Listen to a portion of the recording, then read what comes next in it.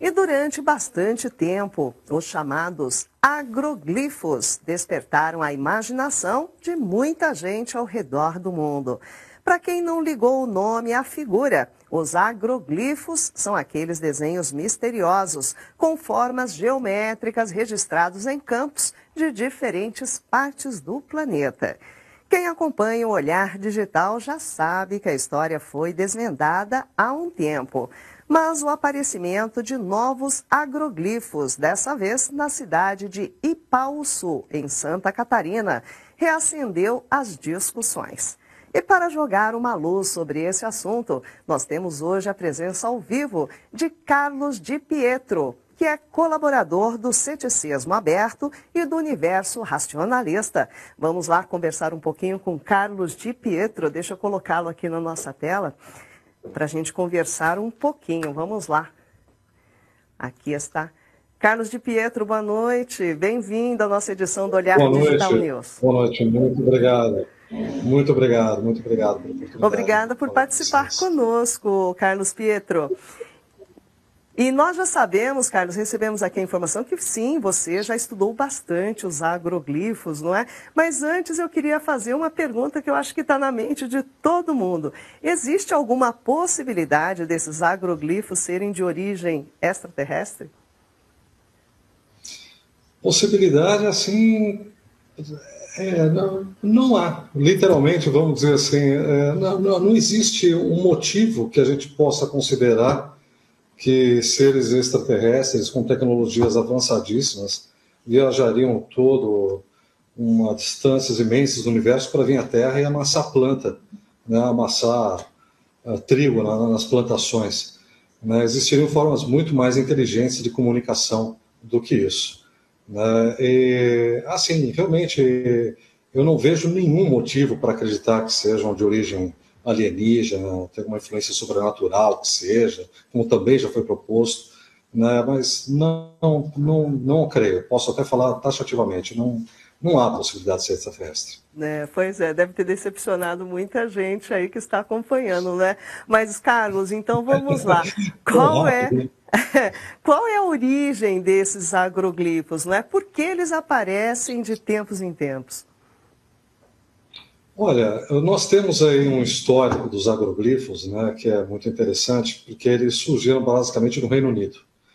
Né, vamos dizer assim, 98% deles são no Reino Unido e são numa pequena região do Reino Unido, não são em todo o Reino Unido. Numa região ali perto de Worcestershire, onde tem ali o Stonehenge, tem alguns outros menires, né, que levantam e que movimentam um turismo, né, muito grande na região. Os agroglifos, justamente lá no Reino Unido, eles surgem nessa região de Worcestershire, e a cidade ela vive inteiramente do turismo em cima do agroglifo. Né?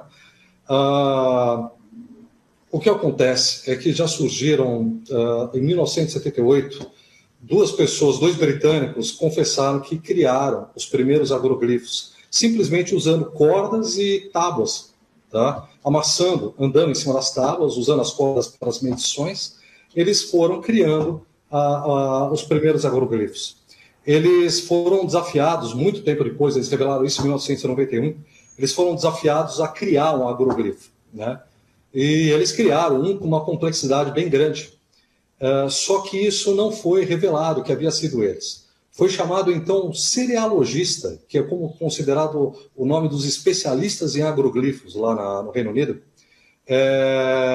para avaliar aquele agroglifo novo que havia surgido, e o cara achou espetacular a complexidade, porque aquilo tinha uma mensagem por trás, e não sei o que lá, e depois foi revelado, inclusive com os vídeos desses dois britânicos fazendo o agroglifo. Né? Uma pessoa lá ficou meio, vamos dizer, desconcertada, né?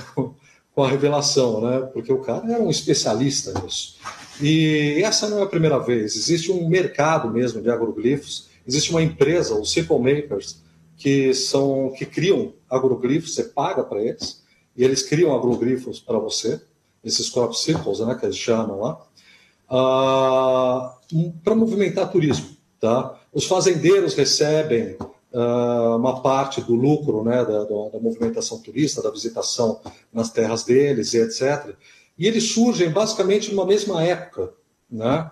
Que são épocas onde existe maior fluxo de turistas, justamente lá em Stonehenge, etc. Eles aproveitam e os ETs ajudam os fazendeiros a atraírem turistas e criam agroglifos justamente nessas épocas. Tá? Eles não ocorrem no ano inteiro. Aqui no Brasil, assim, é uma situação, eu vejo como muito similar. Existe uma perspectiva de uma exploração turística. A cidade que atrai esse movimento vai acabar lucrando. Né? Os fazendeiros também vão acabar lucrando. Eu não posso afirmar, claro, que foi por causa disso, né? Mas eu considero que é uma hipótese parecida com aquela do Reino Unido.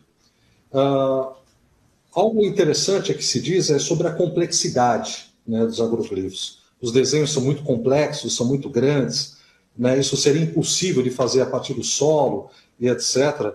Mas nós temos outros exemplos no mundo de desenhos até maiores do que os agroglifos, com uma complexidade maior que o agroglifo, feito sem auxílio de GPS, sem auxílio de drone.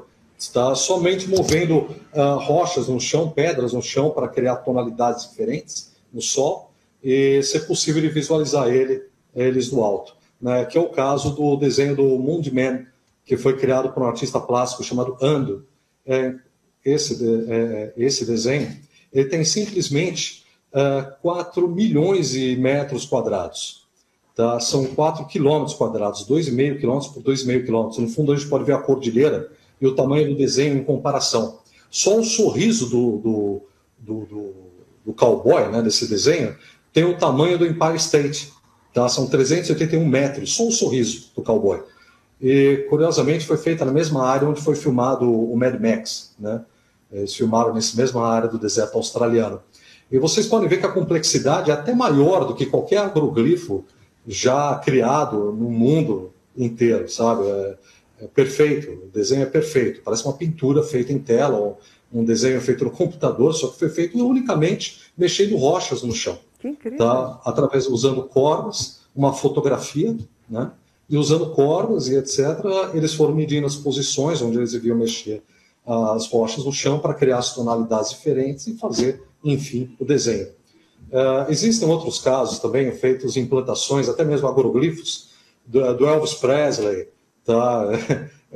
Dos Beatles, do Bart Simpson, entendeu? O pessoal cria hoje tudo, entendeu? E não se vai falar que foi... Os aliens gostam do Elvis Presley, talvez, né? Não sei, ou dos Simpsons. Chegou o sinal lá no planeta deles, um episódio dos Simpsons, eles curtiram e vieram falar aqui que eles gostam. Sinceramente, eu não vejo nenhuma possibilidade. Não existe nenhuma evidência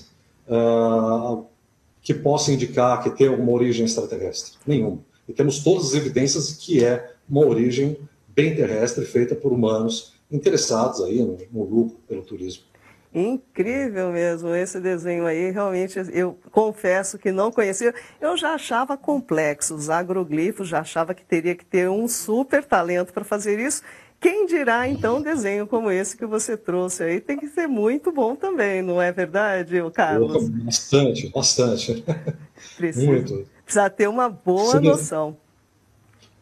E esse desenho foi feito em 2001, né, quando não se tinha celulares com GPS, etc., que se tem hoje, né, drones. Né, esse desenho foi feito literalmente com cordas mesmo no chão, movendo as rochas ali com pás e etc., até criar isso. Tem 4 quilômetros quadrados esse desenho. Você vê a cordilheira lá, você vê o tamanho desse desenho. É impressionante. É impressionante. Realmente, olha, tem que ser muito bom mesmo, né? Dá até a sensação de que não seria daqui. Muito. Carlos de Pietro, muito agradeço muitíssimo a sua participação. Excelente participação. Aliás, vocês viram com grandes informações. Muitíssimo obrigado. Espero poder recebê-lo aqui mais vezes. Muito obrigado também. Agradeço. Boa noite para você. Boa noite. Pois é, pessoal, vocês viram, eu realmente não conhecia. Vocês conheciam esse desenho aí? Incrível, não tem que ser bom para fazer. Isso já é difícil fazer pequenininho, quem dirá com tantos quilômetros, não?